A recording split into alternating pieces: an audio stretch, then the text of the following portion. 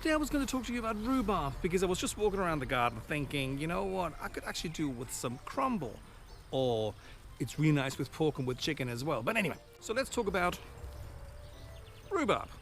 When do you actually harvest it? It depends how long the stem is. You start harvesting when the stem is round about, a minimum of 9 inches or longer. It doesn't matter about the color, because the color, whether it's red or green, it really depends upon the variety you have. It is the length of the stem that is important. And harvest from April to late June. Not July anymore. Reason being, rhubarb has a high concentration of oxalate. Well, the leaves have a high concentration of oxalate, and this increases as the summer progresses. So around about July, the oxalate levels will continue to increase. These obviously go also a little bit into the stem.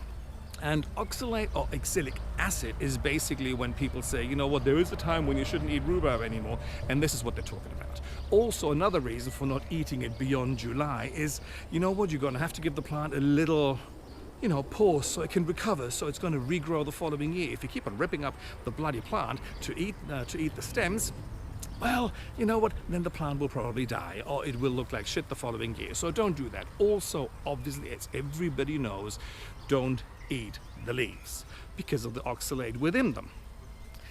Oxalate in itself, or oxalic acid, is, what can it cause? Oh, hello. It can cause kidney stones, and obviously very high concentration of it, you could actually get kidney failure and you can die. Well, it sounds all very dramatic, but here we're talking about you would have to eat. Okay. I've got that climbing all over me. You have to eat, as a regular, as an average adult, you have to eat around about 2.5 kilos to 5.5 kilos of the leaves. Nobody will do that anyway because people know they're poisonous.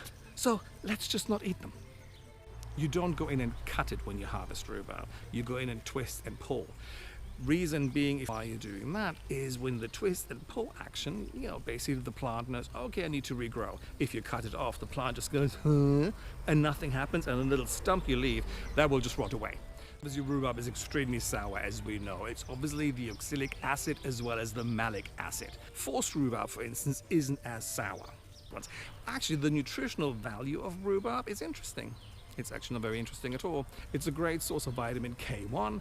It has some fiber in it, and it also has the fiber contents of it is round about as much as an apple or orange has. And also, what else? It has some vitamin C. And yeah, altogether, but I mean, let's face it, when you can say that rhubarb was really healthy for you, but by the time you add all the shit you're actually adding to make it taste good, it may be not that good for you anymore, but fuck it, live a little.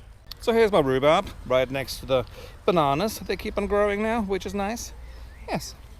And, obviously I only have one plant. I'm not a rhubarb farmer, and I do like it, but I don't necessarily have to have it every day. So yeah, but let's have a look. And obviously the stems are long enough. So let's harvest some.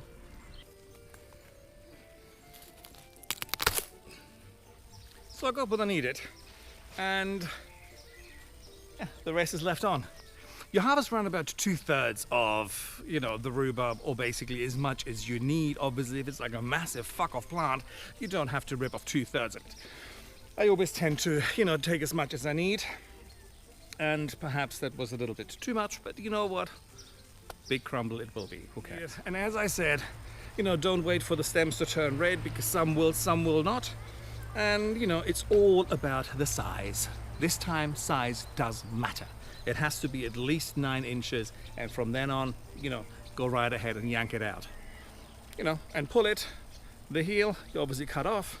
The leaves, as tempting as they may look, but this is all kidney failure right here. You're not going to eat that either, so cut that off and put that in the bin. No, you don't. You put that on the compost. And the rest goes in here. Yum. Anyway, that's it. And yeah, I'm getting rather warm. Hot man. Anyway, I'll talk to you guys later. Bye.